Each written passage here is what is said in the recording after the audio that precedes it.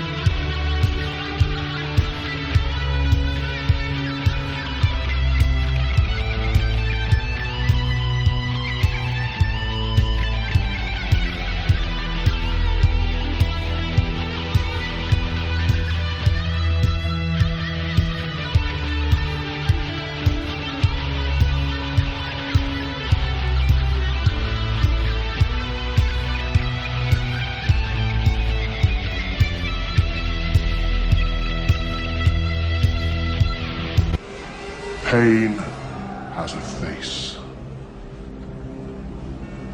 Allow me to show it to you. I am pain. Oh God, this is the grossest coffee I've ever drank in my life. What is it? Fucking disgusting. Good evening, boys, girls, ghosts, ghouls, family, and friends. Welcome to this week's episode of Sacrificial Terror Podcast. I am Sam, I am Mason, with the always fabulous, the beautiful, Zombie Barbie. and my brother from another mother, Mr. Incomparable himself. Lance Wagner. Hello, everybody. That's right, baby. And tonight, I fucking love you, brother. Tonight's show is brought to you by Sacrificial Pawn Productions and produced, as always, by Miss Samantha Wagner and Miss Zombie Barbie herself. And tonight we have a very special guest. And I know I say that every week, but tonight I am super excited. It's really weird to see you without the hair. It really is. But I am super excited to have you on. Mr. Jaysen Buterin himself. Awesome. Yay! Welcome, Jason. Welcome to the show, brother. Oh, internets. It's the interwebs. It's a problem. It is. Right. It's the miracle of modern technology. I'm used to doing interviews by like CB radio and stuff like that. So feed the people now. It's a whole new world. It's Right? So Like Diana, That's download funny. into my DMs. Where are you at? Right. Where are you at, Jason? Is that the man cave or? That's got some cool. You got some cool stuff back there. I prefer to think of it as a subterranean sanctuary. It's it's the basement, but there's all sorts Oh, of okay. There's the leg lamp from Yes. Oh. Fragile. hell yeah. There's a live nudes like neon sign over there, and my son's drum kit and my drums, and there's a dismembered rodeo clown on the couch, like everyone does, It's just, Yeah, by the way, like I said earlier, thank you for the nightmares I'm going to have tonight because the corner freaked me the F out. That was good. It freaked me the fuck out too, dude. Yeah, that was sort of a trial by fire, and the guy that did the makeup and stuff like that, it was just the funnest thing about that was that he would just sit there. He was so in character. He would just blend into the shadows, and like literally, he crawled in between like the refrigerator and the wall, and waited probably 30 minutes for somebody to go by. But everyone on set screamed out of sheer adulterated terror. So That guy's really creepy. we all had nightmares from that. Still do. Awesome. Nice. Hell yeah. That was So- actually at the Idaho Horror Film Festival. That was actually one I really did like when I saw it. Thank you so much. That was really good. Okay, go ahead. You may proceed. Sam?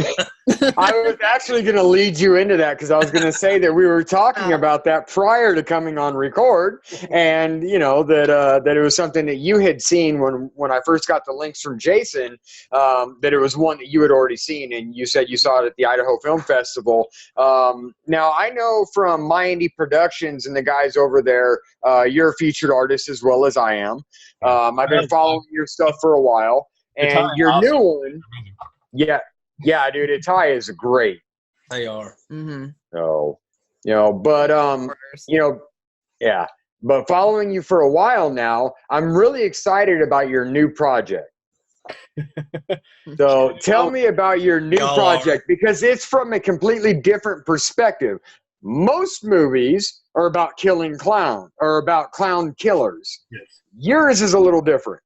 Yeah. What we wanted to do is, I wanted sort of the phrase I'll use it everywhere is, we wanted to turn the tables on a timeless terror trope by having a serial killer of clowns and not a serial killer who dresses up like a clown. Because it's always the mass murdering monsters, the spreaders of mayhem, the serial killers. Everyone dresses up like the clown because it's creepy as fuck. Right.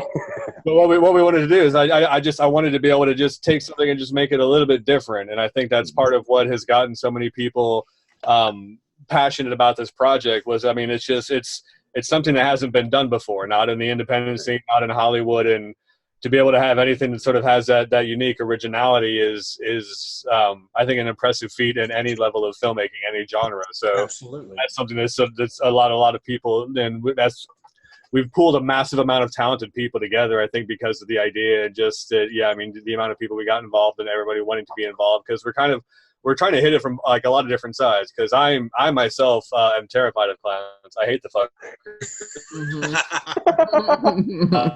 Even now that I've made 2 movies about them, I'm not smart. The internet's never said I had to be smart. But we want to be able to hit the people that hate clowns, because if you hate clowns, you're going to want to be able to see them die.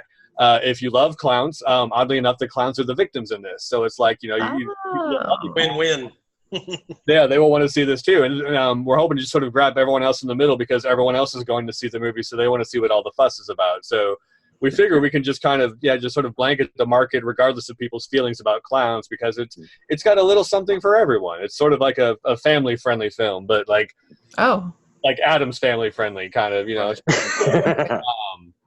but yeah, that's my kind of family right there. Oh, I know, it's classic. But yeah, I'm terrified of clowns, and I made them the victims. I don't understand the way my brain works. We haven't.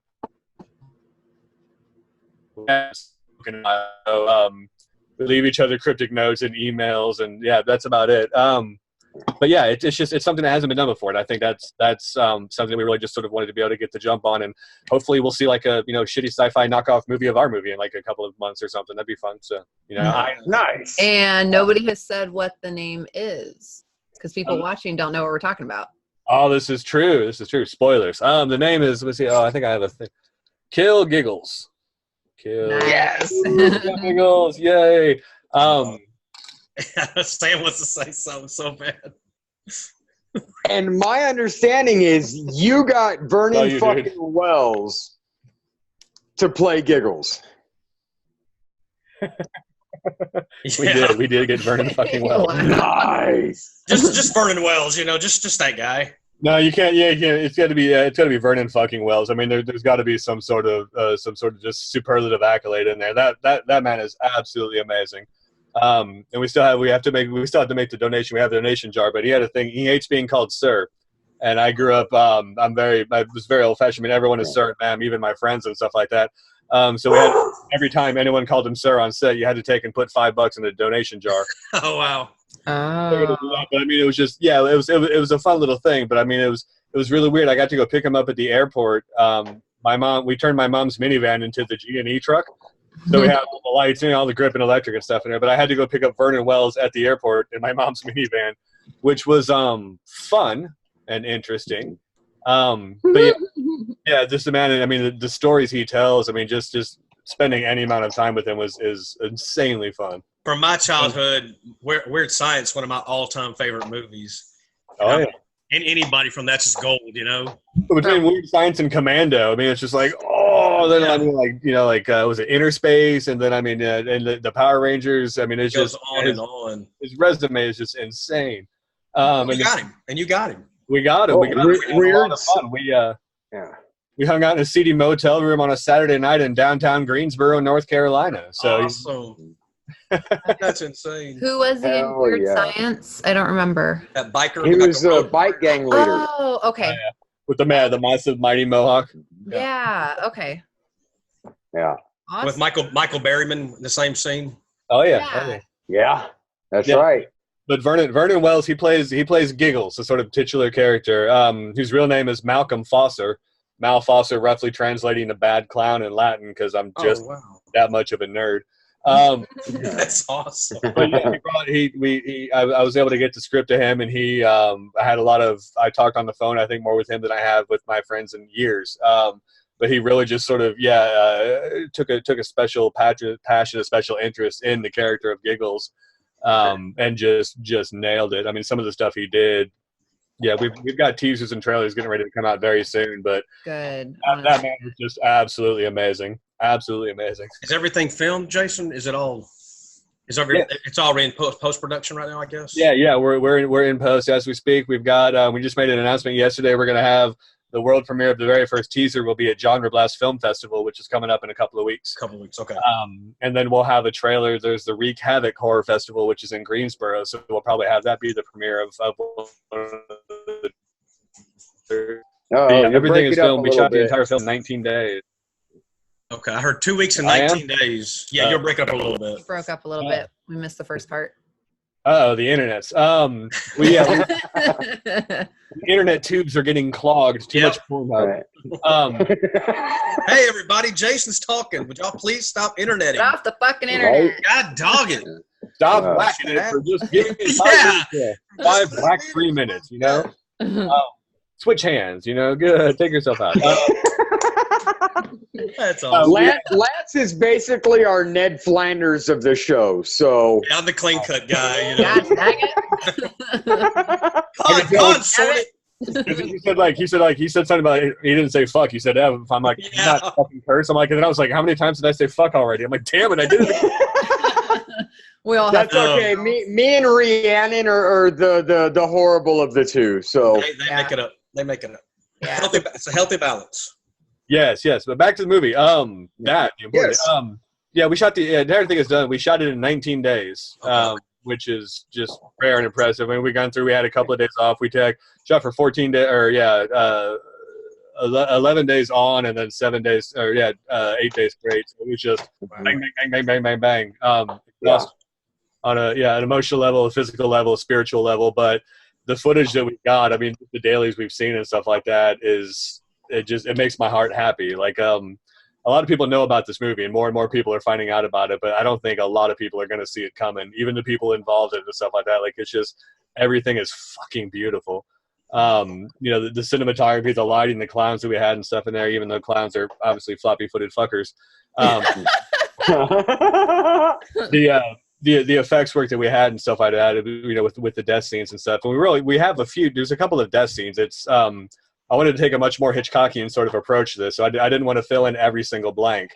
And for me, I think one of the most important scenes in modern horror history, I mean, is the shower scene in Psycho. Right? Mm-hmm. I mean, it's iconic and everybody knows about it, but they never really show that much. I mean, like, you see the knife coming down, you generally freaking out, blood swirls around. But thanks for the audience to know they don't have to drive every single point home. So we tried to take a large approach like that with a lot of Kill Giggles. So we have my internet connection is unstable, just like my brain. I'm going to keep on going. We have a couple of really amazing death scenes. Like, we got to draw and quarter a rodeo clown at the Dixie Classic Arena. So this massive grandstand rodeo arena, huge bleachers everywhere. We had 4 horses going. Like, I mean, it was nuts. And I think there was 6 cameras going at one time. Wow. But it's going to be beautiful. And there's a couple of other just very important death scenes, but allude to it, or we showed the before and the after, but we don't drive every single point home. So I'm kind of hoping that Hitchcock influence homage, will come across pretty apparent. But the blood and guts we do have is pretty cool. It's pretty fucking cool. But there's not a lot of gratuitous anything. I mean, we kind of eschew a lot of the modern horror tropes. So I sort of think of it more as a thriller almost at this point. There's not gratuitous nudity. I tried to get a shot of my ass in there because I had a cameo, but they wouldn't. Nobody wanted to like that. Yeah, the gaffer's like, I'm not doing that. But we don't, no gratuitous nudity. I mean, it's not blood and guts and gore and torture porn. So we wanted, the most gratuitous thing in there is the story. So it's something that we're, really, really proud of. That was probably a really long answer. I don't remember what the question was, but Kill Giggles. Yeah, I think we had about 5 questions in there, and all of them were answered. But one of the things I like about your work is that your cinematography is gorgeous across the board. You know, and I think one of the things that modern horror is missing so much of isn't just the cinematography and, you know, but the story. You know, is that most horror is a reboot of something. And then you get the occasional original story, but it's a homage to a bunch of other things that goes way too far into detail. Yeah. You know, and it shows this horrific stuff, and it's really hard to market that way. You know, which is kind of what I'm doing, but I also tell a great story in my film Normal Terror. Right. You know, so, and I'm doing it from a different angle. So, you know, from that perspective, you know, I can understand what, you know, I kind of have an idea in my head of where you're going with it, and I can't wait to fucking see it. Cool. Same. So is this a full length? Yeah, it's feature length. Awesome. Yeah, it's going to be, when I started writing the script, I've been working on the script, I probably spent about 2-3 years, I guess, working on the thing, hopefully. The first draft was at 300 pages, and I wasn't done yet. Ooh. Yeah, my DP said the same thing. He was like, fuck. I'm like, it's cool. It's going to be an 18-hour documentary about killing clowns. Wow. A bunch of awards, yeah. Well, yeah, because generally in film, 1 page of script generally equals to 1 minute of film on average. Yeah, math is a hell of a drug, so I tend not to focus on the numbers. I've had people tell me I have a very directorial way of writing, so I put a lot of direction in there, but it's because I'm going to direct it, so it's like, I'm good, I know what I want. But I tend to, yeah, I'm like, I got it. I find that approach, especially for something like that, like, I mean, it helps give the cast and the crew just, you know, those visual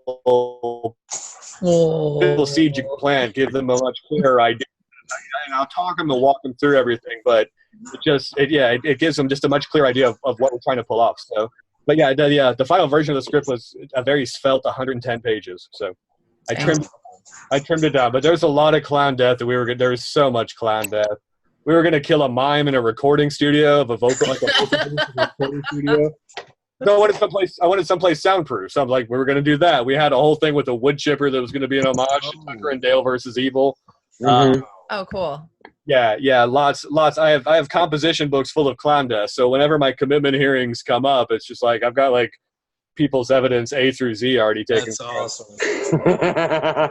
I think I'll probably be joining you, brother. Only I'll be on the other side of the country. We'll get a group discount. We'll go en masse. It'll be cool. Hell yeah! So since you had to trim it and stuff, do you think you'll do a second one and use the ones that you didn't use for the next one? I don't know. We've had a few people ask us about a sequel, and sort of the way that we leave off, it leaves it open ended for other things to happen in that same universe. And the stuff that we did is just, oh god, I have so many fucking amazing pictures and stuff like that of the footage, I mean, especially with Ellie Church, who is just absolutely fucking amazing. But the stuff she did when we were filming, it was at the thing that I can't say because spoilers. Damn it. But after it's okay. You can totally tell us. Yeah. Well, you know, actually,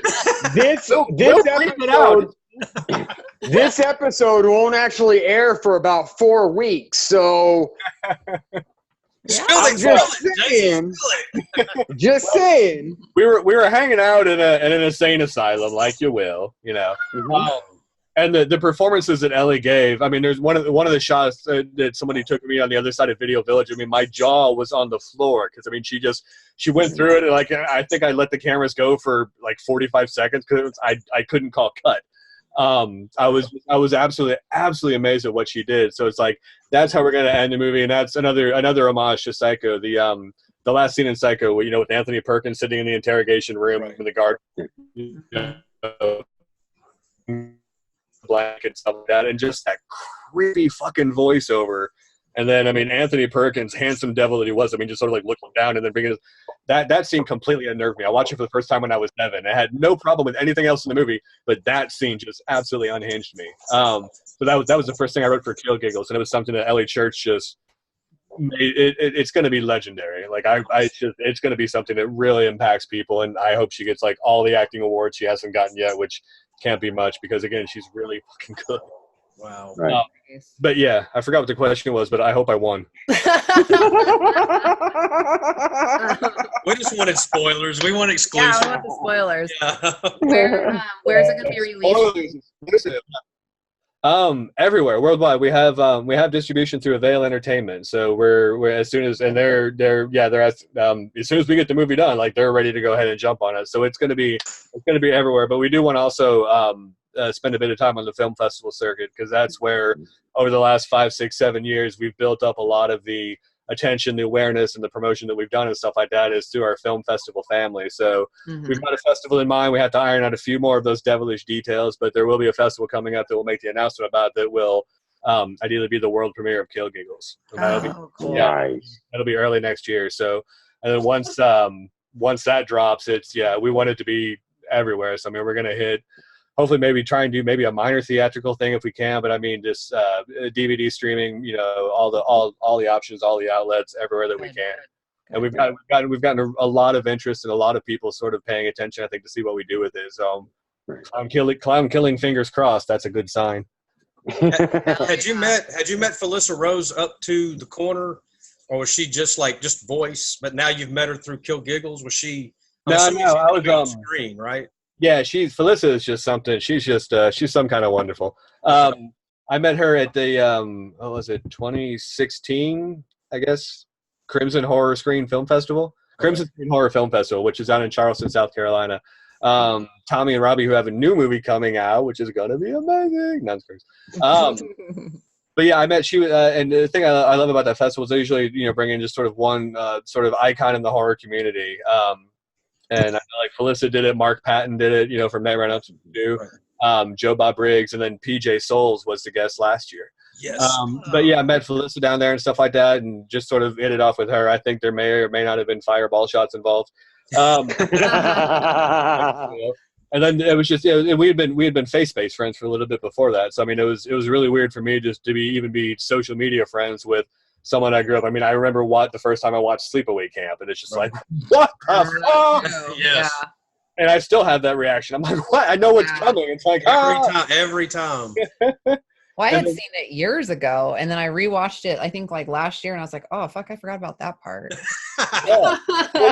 One of the best lines I wish I'd ever read was just like, eat shit and die, Ricky. Eat shit and live, Bill. I wish I could have written that line, and it was in there, apparently. It was a crazy thing, hanging out with her and watching these brilliant shorts, and that was when we had Don't Let the Light In was screening that year. And then like Saturday night they showed Sleepaway Camp, and she's like, I tend to float around and just kind of hide in the back. And she's like, no, come sit up here with us. So like I got to go sit with her, and we were basically, she just MST3K'd her way through Sleepaway Camp. Like, I mean, it was like having like the live commentary. It was just absolutely amazing, and telling us about this. And it was a really, really fun experience. Even she voted for my movie for like the Audience Choice Award, which I still have her little ticket over there somewhere. I was like, yeah, it was amazing. And actually, I got really, really lucky that year. I won the award for Best Director of Short Film, which just absolutely floored me. I mean, it was just it was an amazing year. And the Crimmy, too. There's one of them somewhere. That was probably an obligatory crotch shot. Terribly sorry, internets. But I saw Astros. You an Astros fan? Yeah. Well, by proxy from my good friend James Christopher, who runs the Austin Revolution Film Festival. Nice. Yeah, this is my one. It's my one sports ball shirt I have. I'm a lifetime fan since the 70s. So excellent. Well, I bought this. This is the medium-sized female shirt because it had the coolest look to it. All the other guys. But yeah, so I mean, hey, dude, you're bringing back the halter top, man. It's all right. I want to bring back the 80s bell crop top. That's what I. All that shit's coming back though, so you probably everything. Yep. Everything was 90s when I was. Dad bod, it's rad bod. So that was how I met Felissa, and then the thing with the corner came up. I just wanted to be able to have a voiceover, and it worked out that she was able to do it. And then as soon as I started writing the role of she plays the role of the therapist, Dr. Courtney Lee in Kill Giggles. Okay. Oh. So it just sort of had to be her, and then she was the one that put me in touch with Vernon, and everything just sort of fell into place for cinematic serendipity. Wow. Right. Nice. Yeah. Hell yeah. Now, does your son play a part? He is. Everyone have a cameo. He does. The Dark Lord. The Dark Lord. Stormageddon, the Dark Lord of all. He does. We have a scene where we have a bunch of kids in an arcade. Shortly after, well, here's a spoiler. I don't know if we've actually officially said it or not, but we kill a clown in a mall. A mall clown. There it is. There it is, zombie. We got it. We got it. You heard it here first. You got it here first, right here, guys. Yes. The name of the clown is Thrillum Willum. What is it? Thrillum Willum. Thrillum Willum. Thrillum Willum. Okay. Yes. Willum. Played by a beautiful Austin actor named Sean Line, one of my really, really good friends. So, but yeah, we have a scene in an arcade. We needed a bunch of kids, and yeah, I mean, I'm calling up everyone on the crew. I'm like, go get your babysitter. I'm like, cancel and bring them up here. And we shot at a place called Lost Ark Arcades, which is here in Greensboro, North Carolina, and they let us in for a couple of hours before they opened up, and didn't complain about the fog machine or anything else like that. So we got really lucky because we had the mall we were shooting in. They had the exterior for an arcade, but inside was a furniture store. So we had to get creative and cheat it, but we found it. So yes, my son has a cameo, my wife has a cameo, my mom has a cameo, my mom's dog has a cameo. Everyone is in this movie. I myself have a cameo. So yeah, I silent bob myself into my own film. So nice. That's cool. So here's a question for you. yes. Now, is this the first time that your son has been in one of your films? No. He made another cameo several years ago, 2013ish or so like that. I did a short film trilogy called The Gospel According to Booze, Bullets, and Hot Pink Jesus. And Okay. it's 3 separate short films, but all part of the same universe, and kind of what would happen if Tarantino directed 3 episodes of The Twilight Zone. Gotcha. So I've got Okay. I've got a little Hot Pink Jesus statue here, about 8 inches tall. He's all fuzzy, and I call him the Velveteen Nazarene because he's fuzzy. But he's got a Wee Magic 8 ball in his bum that has lots of weird sayings like "I died for this" and "sinner" and blah blah blah blah blah. Well, I turned that into an entire short film trilogy about all these various bad guys, good guys, somewhere in between guys, and everyone's out to get the statue because it gives you all the power in the world to do you want, all the things, but never the way you thought you would get it, or never for as long as you thought you would have it. So again, very Twilight Zone influence. But I had to see where I had an outdoor flea market. So I had myself, my wife, and my baby boy, who was right about 2 years old at the time. But yeah, so that was his first appearance. Okay. Cool. Okay. Very cool. Dang. I think my grandson just had a cameo. He just walked behind me. Oh, I didn't see him. Wait a second. Did you say grandson? Yeah, that's right. I married a grandma, so I have a grandson. Holy shit! You're a grandpa, Lance? That's right. Holy shit, dude! No gray hair or nothing. I know. That was Dude, him. I'm like blown the fuck away. That's right. I'm still young. I'm just married to a grandma. Come on, you know? Was Shaggy just hitting a doobie? That was awesome. Nice. Like the nightmare. I'm sorry. There's your In kid. that moment, you look just like Shaggy hitting a fucking doobie, dude. Great. That dude just stole your sword. Some naked guy just took your sword, dude. You didn't lock the door. Lock the door. Oh, he Damn can't it, lock that one. Sammy. Dude, I didn't even see him. He was there. Little bastard. Like the naked American that stole your balloon, you know? Naked American, Right? my balloon. Yeah. Yeah, instead of Indian in the cupboard, he's the white boy in the closet. That's right. All right, so what do you have next going on? After Kill Giggles is done and going, you have a couple of other projects coming up, don't you? Yeah, we've got I've got a screenplay right now called War of the Living Dead, which is sort of like a sci-fi zombie action kind of a flick, which we're really proud of. It's sort of like it's everything zombie, which is just sort of compiled into one very sort of a kick-ass battle scenario, which would be fun to pull off. So we may try and do that. It would require an insanely big budget, and I keep digging holes in yards, but I haven't found treasure yet. My wife won't let me rob banks, so that one's gonna What the hell? Dude, I hate that. She's very Victorian. So yeah, but I mean, War of the Dead, we would love to be able to pull that off.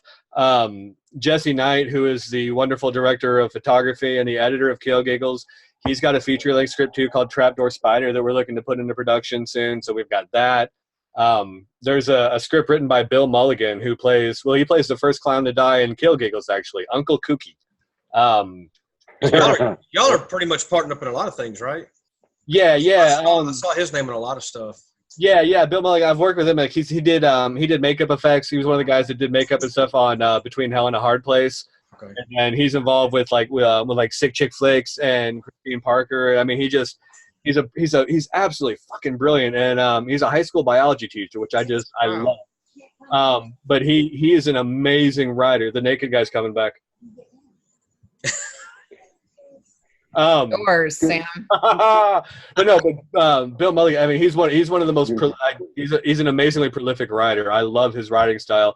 But he wrote a fantasy script called Blood of the Dragon, which we try and pull off and animate or do something. So yeah, we've got lots of ideas. I'm writing 6 short screenplays right now, and then the thing that we want to kind of focus on after that would be a feature-length remake of a short we did a long time ago called The Devil's Tramping Ground, which is based on a piece of North Carolina folklore about how there was supposed to be a 40-foot circle dating back to the 1700s, accordingly. But a 40-foot circle where nothing would ever grow, no plants would grow, nothing like that. And it was supposed to be, legend has it, that was where the devil would walk around in a circle at night, plotting out all the evils of the world.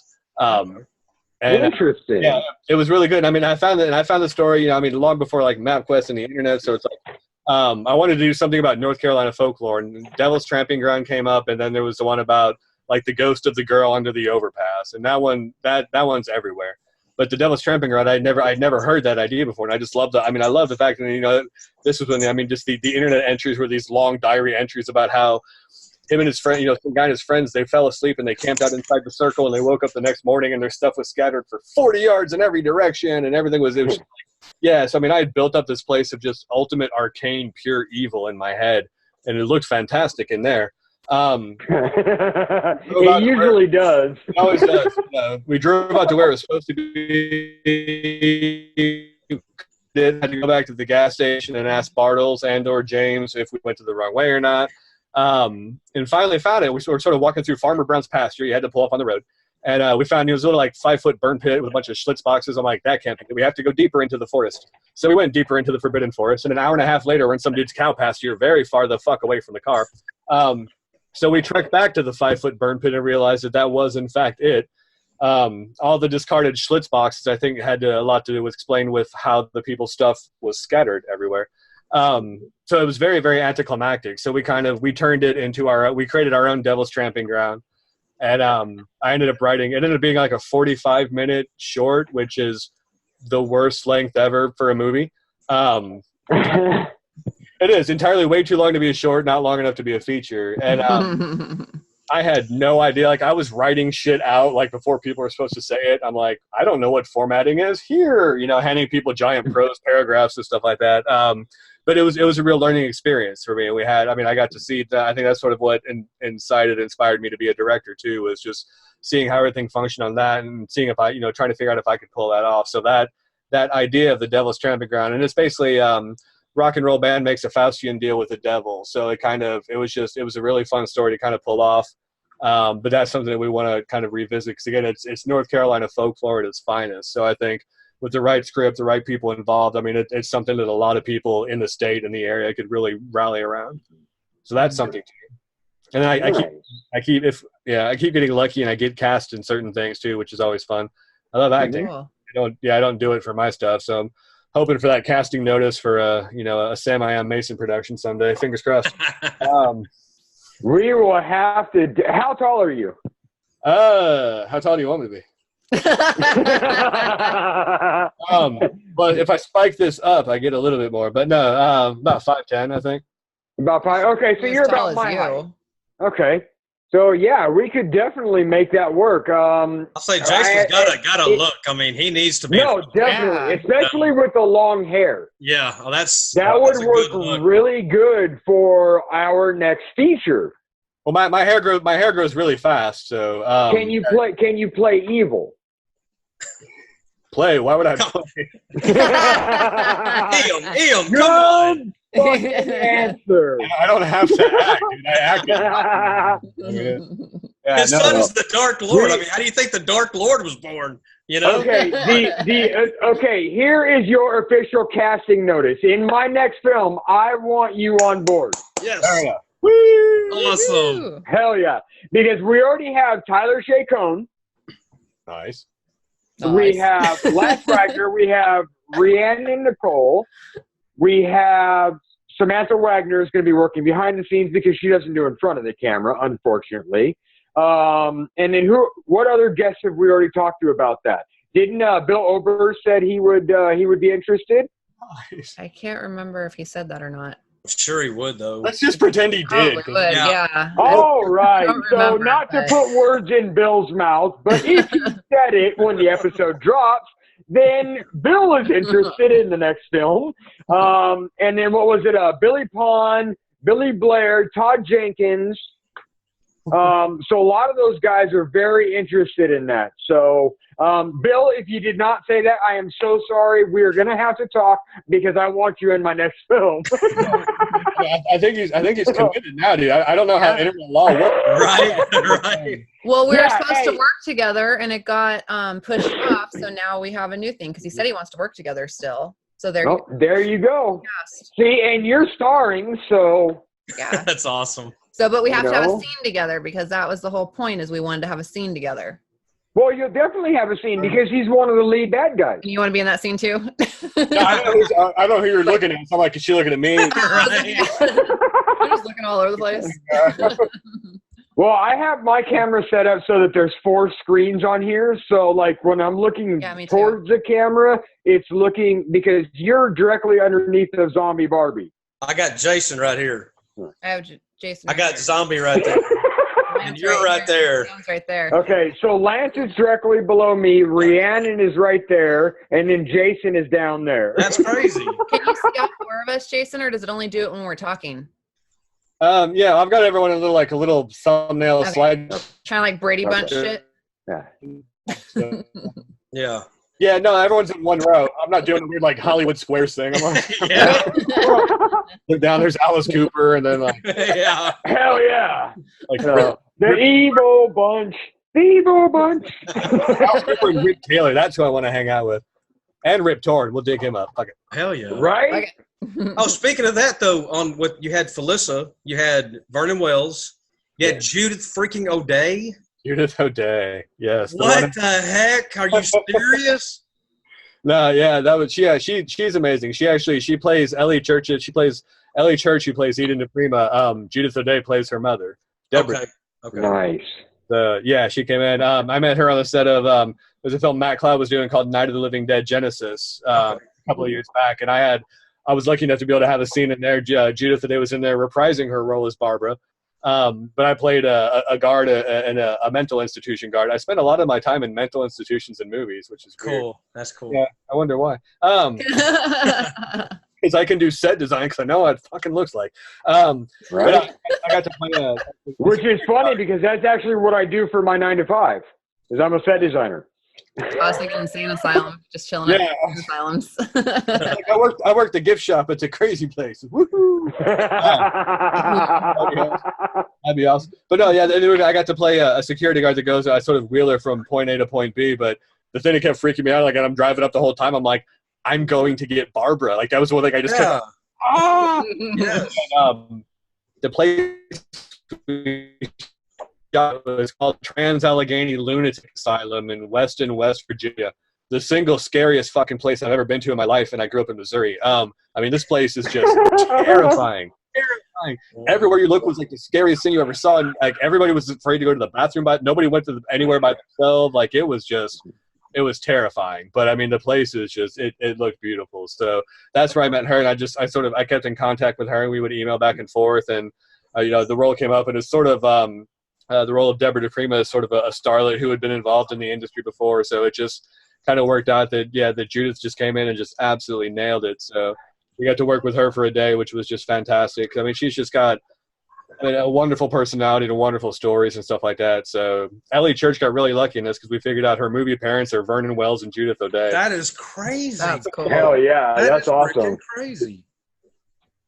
That's like royalty right there. It is. I mean, that line, you know, I'm coming. They're coming to get you, Barbara. I mean, it doesn't get any weirder than that, man. You're working with her. I know. That's I don't. crazy. I don't get it. It's like sometimes I really wish I could go back. Like I want to be able to write a note to 1984 me and be like, right. High school's gonna suck, dude. But like you just have to get Just through hang it. on. Just hang on. And that's what's crazy. I mean, I grew up, you know, I grew up in a trailer park in the backwoods of the back roads of Missouri. So it's like at that time, I mean, my two best friends were at the library, the county library, and the one single video store in town. Wow. And I mean, every Friday, my mom would take me to both. It was like I would get a huge stack of books, and then I would get a huge stack of videos and go through all of them in a weekend. So it's like to be able to work with the people that I grew up, you know, watching, idolizing somehow. You know, I mean, Sleepaway Camp, Night of the Living Dead. You know, like we mentioned, Weird Science, Commando. I mean, these people that I grew up watching. To be able to not only have a chance to work with them, but to have them say words that came out of my brain is a complete mind fuck. Yeah, that's crazy. It's weird. Like I said, with Kill Giggles, it's a dream come true and my worst nightmare all at the same time. So I mean, I get to work with, I mean, you know, these amazing horror celebrities, you know, amazing icons, as well as people that, you know, that I've known and loved for years. Michael Ray Williams, who plays the lead Tommy Dos Santos. There is no role on stage or screen that boy cannot just absolutely nail to an infinite degree. And you've had him in a lot of stuff. Yeah, I've been really lucky. Well, he played one of the leads in Between Hell and a Hard Place. Right. He was the younger Jack. And then the other older gentleman in that movie was Patrick G. Keenan, who was also in Kill Giggles. So that's the nice thing about the project is, I mean, I've been able to pull a lot of the people that I've worked with over a lot of short films, mine and theirs, over the years, and just it's a very familial experience. Every much creative as it is collaborative. So, I mean, I was able to bring so many friends into this, but yeah, I mean, the people that we've got in front of the camera as well as behind the camera are just I will never be able to thank them enough. But He froze up again. Cut out. Oh, there we go. There we go. There, you're back. I'm back. Yes, I just dropped like a whole bunch of spoilers, but I guess you guys. Yeah, damn! Internet, damn you! I told you the movie. Yes, we got. No, I was just bragging about everybody. I mean, Michael Ray Williams. I mean, Ellie Church were absolutely amazing. Patrick G. Keenan, who was also in Between Hell and a Hard Place, he's in it. We met Nereida Velasquez, who is an amazing actress out of Charlotte. She played another one of our detectives, and just I've got so many friends in this. It's amazing. Like I said, you know, and we've got a lot of cameos. My mom is in it, just because it's my mom. I had to put And mom's dog. And mom's dog. Which I wanted a lady with a small dog that, you know, our two lead characters are sort of making out in the hallway, and I wanted somebody just to walk by in a huff and go. So she brought her little dog, her tiny little dog. And it's great because, like, as soon as the dog got on set, like, it's just arms, like all four legs were just locked out. Like, it looked like a fake dog. Like, someone's like, what? It was a real dog. Like, I don't know if it was Stage fright. Stage fright, yeah. Right. Or, yeah, having like a panic attack or what. But what my hope is that I'll get trolled by the internet for having the worst looking fake dog in a movie, even though it's a real dog. So we'll see. But yeah. So do you write about clowns because you're scared of them? Fucking terrified. Absolutely terrified. Well, the whole thing with Kill Giggles, really, I did The Corner just because I wanted to see how I would do on a set, see if I could handle being on a feature film surrounded by my worst nightmare. You couldn't have picked a creepier clown. I'm sorry. No. Yeah, he was creepy. We got really lucky. Because that's a mask that he's wearing. I mean, it's a molded mask. But the guy that did that, Joe Harp, he's runs a lot of the effects lab out at Kersey Valley Spooky Woods, which is in Archdale, North Carolina, High Point, one of those places. But he's one of those people, like, he's so insanely talented and extremely fucking polite. Like, he's one of those people, like, I wish I could not like him because he's just too good, but he's also too nice. Like, you can't help but just fucking be in love with that boy. Mad talent. But he was, so he helped sell The Corner. We, whenever we would do cons and film festivals and stuff like that, I had him come with me a couple times, and he would put on, when we had the world premiere of it, he sat in the very corner of the theater and went in there before anyone else did. So it's like, people were coming in, it's dark and stuff like that. They flipped the lights on, and he was there in full clown garb, just sitting, terrified everybody. We would be at these conventions, and like, I mean, it would have stormtroopers and cosplayers and like everyone else, and LARPers and elves and orcs and goblins and yeah, everybody would run up to get their picture taken with jokes. I mean, he was just he absolutely yes. I mean, it was so cool to be able to see his creation get that kind of recognition. I can talk about him, and I will if I get the chance. But why do I write about clowns? The thing is, I have the Dark Lord of all, my very beautiful boy, Jack Thomas, and I figured it was a matter of time before I would take him to a friend's birthday party, and the entertainment du jour would be like Bubbles the floppy-footed fucker. So I figured I had two choices.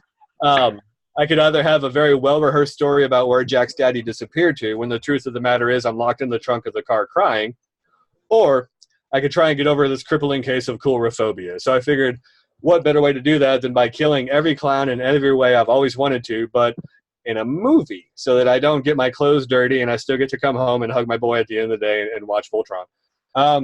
So we went with the latter route, which I think at its finest can be described as ill-advised, self-administered psychotherapy.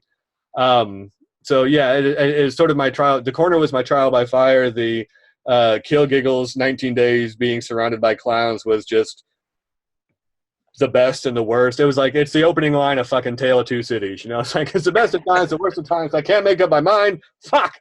The movie got is brilliant. So yeah, I mean, it was sort of, I still don't like clowns. I fucking hate them. I don't like looking at them. Post-production for this movie is going to be fun. There's an inflatable clown in my son's room that we keep shooting with Nerf darts, and he wants to stab with the sword. I'm like, yeah, let's kill the fucker. Trying to tone down violence and stuff. So yeah, so Kill Giggles for me was just a kind of a way to sort of get over my coulrophobia, but I suspect it might have just maybe made it worse.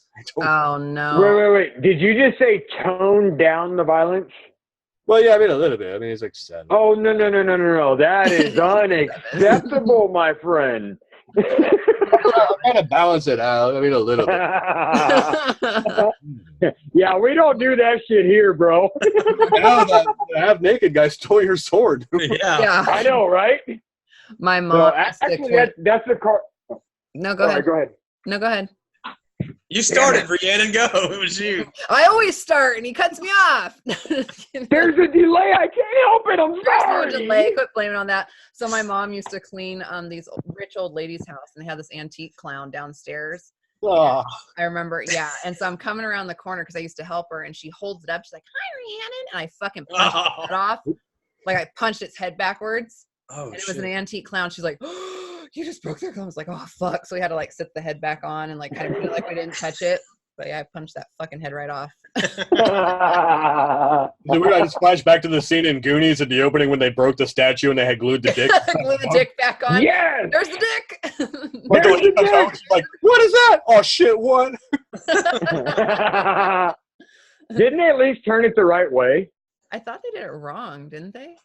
That was the whole thing, I think. That was the goo. Right? No, it was upside down. Yeah, because Josh was like, "You idiot! If God made you that way, you'd be pissing in your faces." And you're like, "Damn, Thanos is angry." And he's like, Does the poltergeist clown scare you? I always wanted to name a band Love Chunk. Like I thought Love Chunk would be a normal name for a band. It's like Sloth Love Chunk. And then you got your Goonies kids, and then your Monster Squad kids, and like sometimes the Twain Chummy. It's yeah, I don't know. I think it was always a Monster Squad kid. I was a Goonies. Well, I like Goonies. I don't really know. Yeah, it doesn't have to be both. I think you can walk in both worlds. Yeah, it doesn't have to be one or the other. Let's bridge the gap. Let's bring two areas of fandom together and have right or something. Or I just always like going, "Baby Ruth." You know, that's my line. You know. Well, then Mama Fratelli, and then the Fratellis is actually the name of a really good Scottish rock and roll band. So it works on multiple levels. It all balances out. Yeah. Well, and now you have Axl Rose that looks like Mama Fratelli. So wow, yeah. Now that you say that. Zing. And he was so hot when he was younger. He looks so bad now. I've seen either Mama Fratelli or he also bears a striking resemblance to Benny Hill. Yes. Yeah. And Rip Taylor too. So yeah, it's not good. Well, and then you also have what the fuck is her name from Misery? Oh, Kathy Bates. Kathy Bates. He fucking looks like her too. It's like, dude, when did you become a fucking impressionist? Yeah, that sucks. Poor guy. So does the poltergeist clown scare the shit out of you? Were you scared of that? That's I was what going to ask. Was that a nod in the corner? No, yeah, that's absolutely what unhinged me. There's a picture. I don't know. Fuck, do I have it here? I might have it. I wasn't born this way. You know, this was a conscious. But no, I've got. Oh, there's a picture somewhere. Fuck me, I don't know where it is. But it's in the proof of concept. But I dressed up as a clown when I was 6, I think, for Halloween because I was cool with it. I was just fine. I didn't. And then I watched Poltergeist and the scene with the marionette. That, like, I mean, I was off the rails from there. So like that was the thing about that movie. That, I mean, everything else I love. That clown marionette creeped me out. I mean, still does to this day. Yeah, he's scary. It's just, it was, and I never saw the Sam Rockwell remake or anything like that. There was no topping. No. But yeah, you know, and it actually comes up. That's part of the scene of dialogue between Michael Ray Williams and Ellie Church and Kill Giggles is she plays the love interest and finds out about his coulrophobia and sort of starts grilling him. But they're talking about, you know, Pennywise from It, and he sort of, you know, talks about how it's, you know, it's Frankenfurter from Rocky Horror and Frankenfurter. Oh. And he's asking him about Ronald, like, you know, can he go? Let's do the time warp again. I can do the time warp very well. I can too. Thank you very much. I'm probably better. Then let's do it together. Yeah. Let's jump to the left. Right? And then a step to the right. That's right. Put your hands on your hips, not your tits, but your hips. And everything's all right. Jason's like, what'd you say? Like, oh my God. My AOL's about to run out, guys. I'm gonna have to AOL. Speaking of Poltergeist, Jason, yes, Sam wants to do a show, and I'm dying to do it. Mm-hmm. I want to do a Poltergeist show so that we can discuss, did Tobe Hooper actually direct it, or was it Spielberg? Because Tobe gets all the credit, but everybody says Spielberg directed it. So that's something I want to. I don't know if you had a side on that or. No, I tend to get sort of lost more in the story side itself, but I mean, I would love to be a part of that. That would be cool. Cool. I mean, it's just, that clown marionette. I mean, it's just, it's unholy. And then you get into Poltergeist 2 and that creepy preacher guy. Yeah. He's scary. Kane. Right? It was so funny. I did work, Dave Harlequin and Adam York, brilliant filmmakers out of Charlotte and stuff like that. But I was fortunate to have a small part in one of their shorts called Department 666. And they that doesn't surprise me. Yeah. It's not just a crazy number. I showed up and I usually my acting have either like this accent or Irish. I mean, there's sort of one or the other. That's all I tend to do. And for this time, they're like, no, like we want you to sound like a Southern Baptist. I'm like, I don't know how to do that. Can I get an amen, my brother? Yeah, no, there were no amens for me. I thought about it, and I started thinking about the creepy guy from Poltergeist 2, and then I thought, what would Joe Harp do? Joe Harp, the brilliant effects guy, because he's got that very just gentle Southern type voice where everything just sort of right. It's just like, oh, so I got to channel my inner Joe Harp mix. I was like the bastard love child of Joe Harp and the creepy preacher ghost guy from Poltergeist 2. Awesome. Yeah. Nice. He had cancer. That's why he looked like that. Why he was all gaunt and scary. And he actually dying. And I want to go on record. I was not a fan of anything beyond Poltergeist, the first one. So I liked the cemetery. I didn't like them going to it was all in the pool and all that stuff. I didn't. Yeah. They just did a complete 180 on it, you know. I like the second one a lot. Just I like the preacher guy's character. I thought he was cool. I've seen bits and pieces of the third one. I'm like, I don't know. The third scared me. Hard pass. Something about the third creeped me out. So I do like that one. I like all of them. So it's hard. Yeah. Nice. Mm-hmm. I'll be that guy. I'm sorry. You are that fucking guy, Lance. Ho diddly hum. Well, we need to get it scheduled then, so that we can do it. That'd be awesome. I'm trying to go through IMDb to reach Craig T. Nelson's guys so that I can try to get him on the show. That'd be awesome. That'd be awesome. So, because with your IMDb Pro account, you have access to all of their stuff. Yeah. So, you know, you have their agents and their managers and their publicists and all this other shit. So I'm trying to get a hold of them, but I haven't been able to get a hold of them yet. I'm trying. What a letdown. Yeah, try harder. I know. What are you doing? You're working and you're trying to make movies. Come on, Sam. You got plenty. Like, what the hell? Yeah, plus we have the podcast, plus I'm a dad. So, you know, I mean, it's not like I have enough on my fucking plate. No excuses. You know? What the fuck? Hey, excuse me, fuckers, okay? Love you guys. He got you a great birthday present, so there is that. Yes. So it's nice. Pazuzu. Oh wow. Who is it? That was Pazuzu from Exorcist. Is that from, oh. Yeah. I haven't seen that. She will not. Rhiannon refuses to watch it.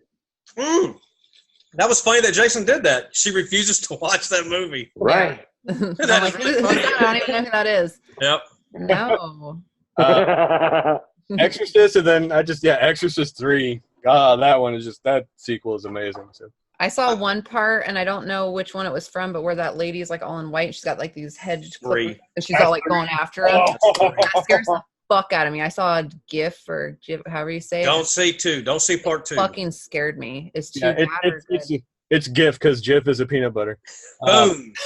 Oh shit. Oh, ask Jaysen. Is it fired or Mimi?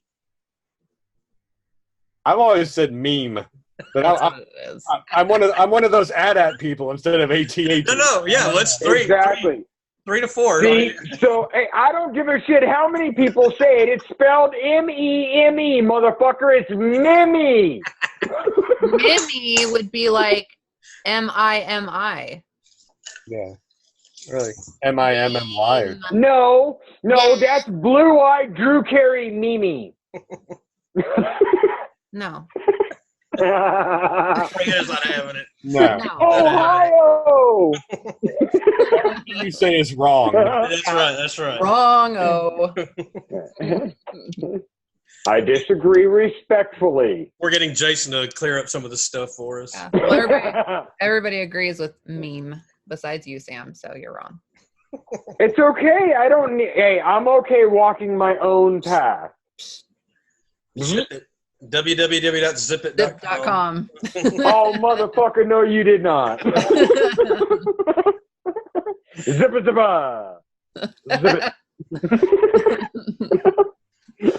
So what are some of your other favorite horror movies, Jaysen? What got you into horror? Psycho. Like Hitchcock, yeah, and even just that one, I fell in love with that movie, and I think also Carpenter's Halloween. Yes, has always been on my list. I watched it at entirely way too young of an age and just fell in love with it. The original Nightmare on Elm Street, I remember sneaking in and paying for, I don't know, some piece of Disney crap thing, and then like ducking around, going inside. And that's awesome. And, yeah, I mean, couldn't sleep for like days after that. My mom's like, "What's wrong?" I'm like, "I don't want to go to sleep anymore." I started drinking coffee at the age of 8. Never sleep again. All right. Or two. But I've always thought that, Sleepaway Camp to me is an amazing horror story. The fact that it was just to this day still has one of the best jaw-dropping endings ever. Absolutely. Well, yeah, when a dick's in your face, you're not expecting it. You're like, what? Spoiler alert! Spoilers! God, dog it. But also, I grew up watching the Universal horror monsters with my dad. So it was like between that and Twilight Zone. I mean, those were always huge influences. Anything. I mean, he grew up. My dad was born in St. Louis. I mean, many moons ago. But his dad's bar, Vincent Price used to come in and hang out in on the Del Mar. Wow. So it's like he remembers stories about Vinny coming in. He'd be like, "Oh, there's I'll be watching some of Vincent Price." He's like, "Oh, Vinny," and like I was like, "What?" So cool. But I mean, anything from the Hammer era and stuff like that. So, I mean, but yeah, Psycho is just that. Like I said, it touched me at an early age in ways I didn't even realize until many moons later. What about Psycho 2, Jaysen? Psycho 2 was cool. I love the ending on that one. Yeah, I mean that was absolutely.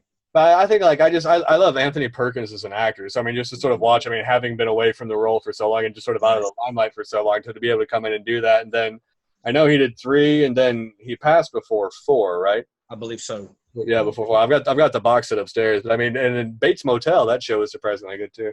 Yeah, that was actually good. I didn't finish it, but me and my wife got about. I think we got the first 2 seasons in, and we didn't get to finish it. Nice. It's really rad. One of my favorites of all time. It has to be Phantasm. Oh. I love Phantasm. I mean, Angus Scrimm, that man was amazing. You know, people always say that you can't hear pictures. You put a picture of fucking Angus Scrimm on there, and everybody hears boy. You know. Yep. Absolutely. Nice. That one, and then I just recently finished up. I think it's called True Indie, but it's Don Coscarelli's sort of autobiography about his film career and stuff like that.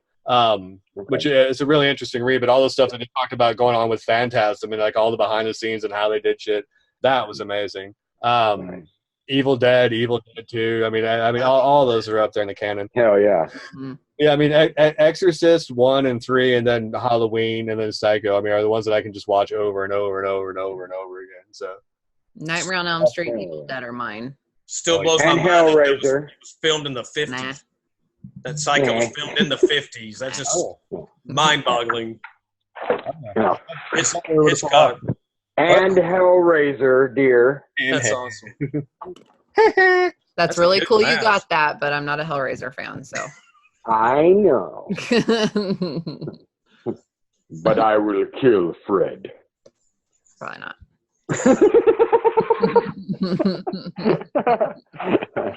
Good stuff. Yeah, the naked little boy got me that for my birthday. That is cool, though. Thoughtful gift. Yeah, it's not creepy that I have a naked little boy giving me gifts, right? No, not at all. Totally normal. Yeah. and stealing swords. He's just sitting there. Yeah. It's like, yeah, no, it's cool. All right. Sam gives away free candy. Right. Well, since I'm yellow 6, he's yellow 3. I think it's okay. There you go. Yellow what? 3? Yellow 3. Yeah. Why? I don't get it. Less is less. Because I'm yellow number 6. He's half of me. Oh. Yellow number 3. Is that real? Like, is that a real? Do you really half it? Oh, I would think so. I mean, if you really want to break down the biology, I mean, I don't think it quite works out like that. I'm not sure what the actual statistical numbers are. But, I mean, assuming that half of me is him, or half of him is me, and half is his mom, then, yeah, I would say he's yellow number 3. Oh. Sounds like Easter egg coloring. I know. Jason, can you settle this one for us? Right? I'm staying out of this hot mess. It's Jason's hard got to get out and get a beer and come back. Right? That's good stuff. Shit. So, all right, guys. I think we're about that time of the show. We're running right about an hour right now. Mm-hmm. About an hour? Yes. All right, brother. It's about that time that we're going to go ahead and wrap this up.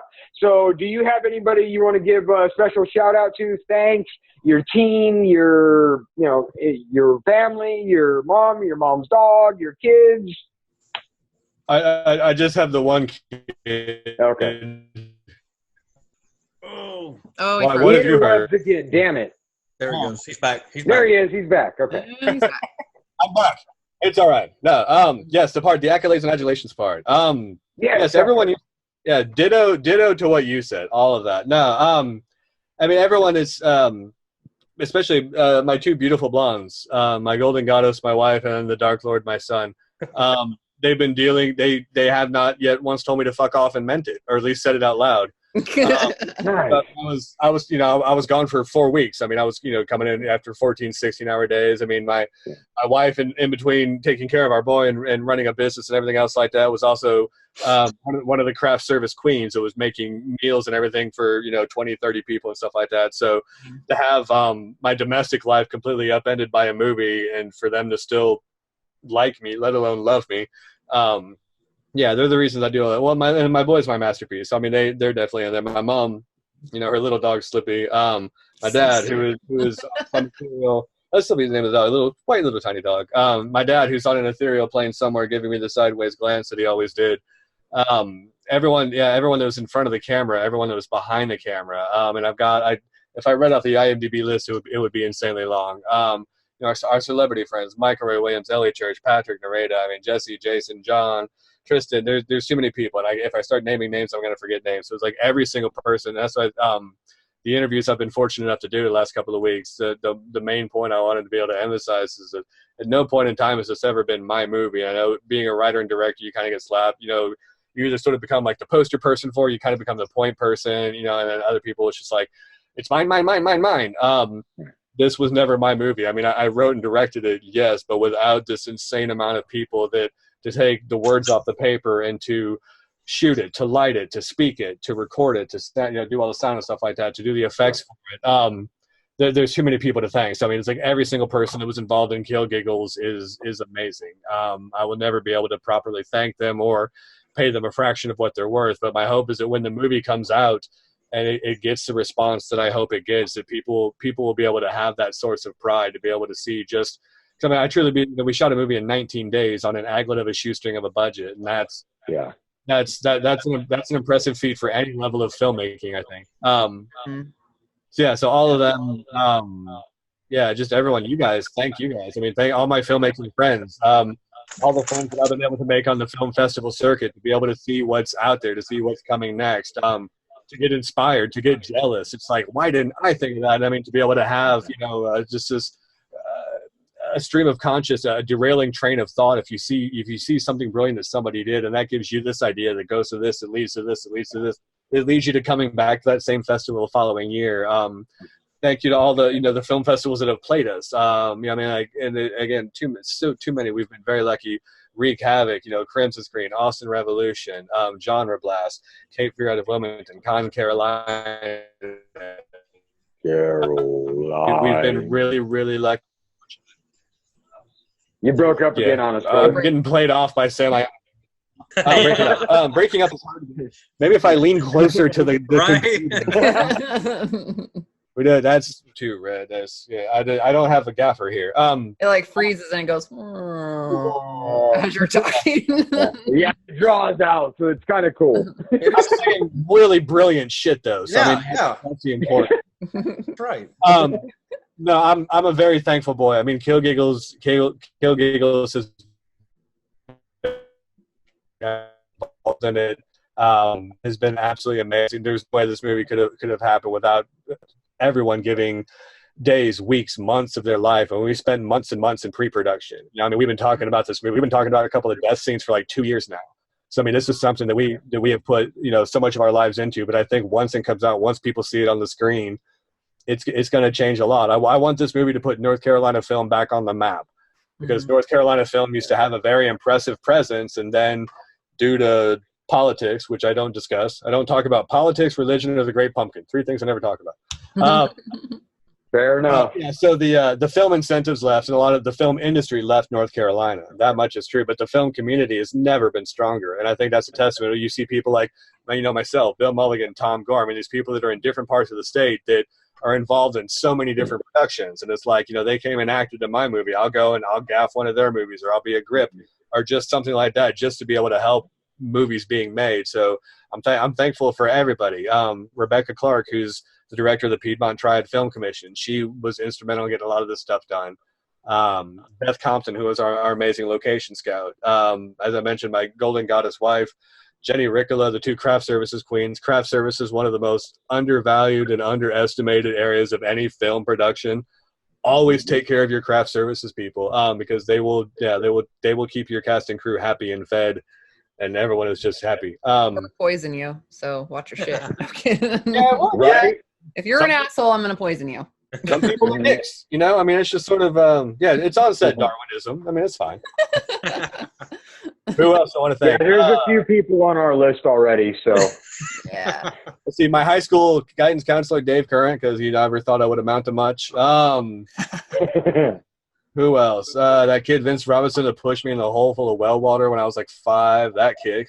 What a jerk. What's that, Lassie? Jason needs help?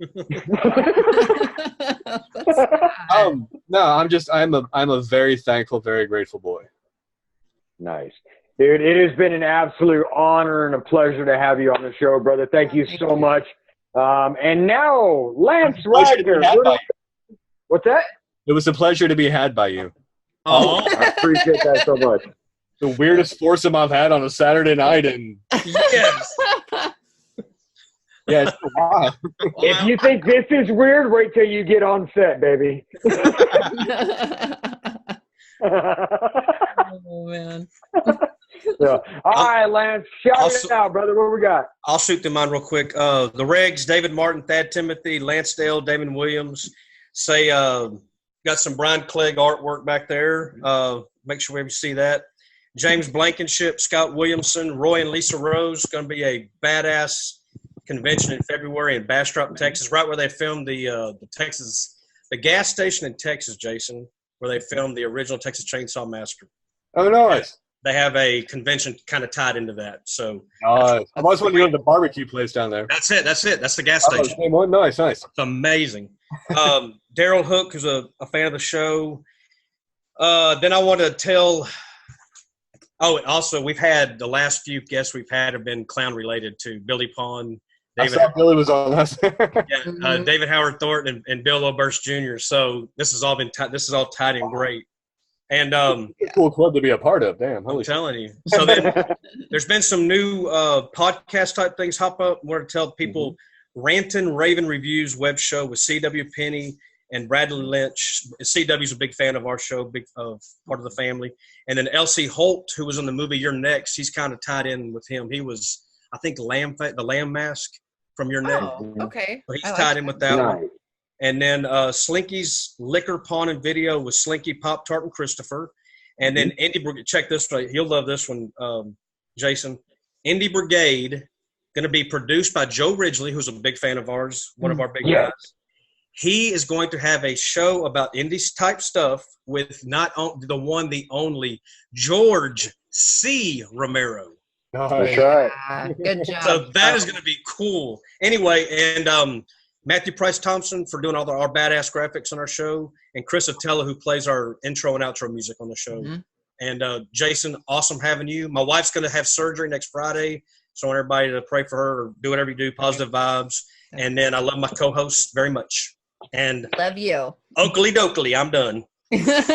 All right, brother. Miss Rhiannon, what you got, sweetheart? All right. Thank you for coming on, Jason. It's been really fun, and it's awesome. And then obviously everybody that Lance just said, there's so many names, and he always writes them down, so I like you to go first. That's right. Everybody he just said.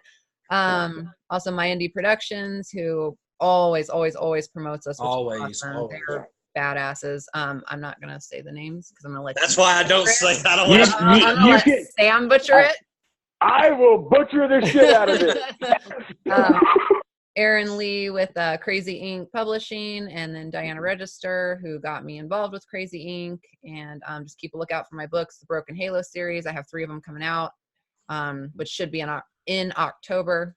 And then that's it for me. Sweet. All right. Jason, once again, Lance, because you say them all, so I'm like, thank you. Thank you. So once again, thank you so much for being on the show. Thank you to my co-hosts. You guys are amazing. I love you guys to death. Matthew Price Thompson just had a birthday recently, so happy birthday, Matthew Price Thompson, our graphic artist. Rhiannon has a birthday coming up, sweetheart. Yes, don't think we have forgotten. So by the time the show actually airs, Lance's wife will have been through surgery and recovering fantastically, because we have been waiting for this for fucking ever. But the insurance companies are a pain in the ass. So fuck you, insurance companies. However, that being said, moving on. So, Rhiannon, thank you so much, my dear. Lance, love you, brother. Love you, brother. Trying to think, let me see. Is there anybody that Lance missed out on? My Indie Productions. My Indie Productions with Itai Guberman and Asaf.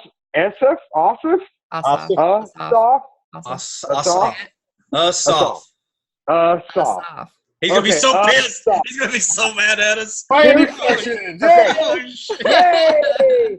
But no, everybody knows that I always fucking butcher the names. I'm actually kind of surprised that I pronounced yours correctly in the beginning of the show. So fucking bravo to me, okay? Hey, it's baby steps, all right? I'm gonna make a meme for you for doing There you that. go. Yeah. Thank you. Yes, I'm gonna get a fucking mini from fucking Jaysen. Hell That's yeah, awesome. that's what I'm fucking talking about. And he agreed to be in my next film. I can't give the name out yet. Fuck, that's so hard. But anyways, you guys, thank you guys so much for tuning in. Thank you for being here. Love you guys, and we'll see you next week. Bye. Bye.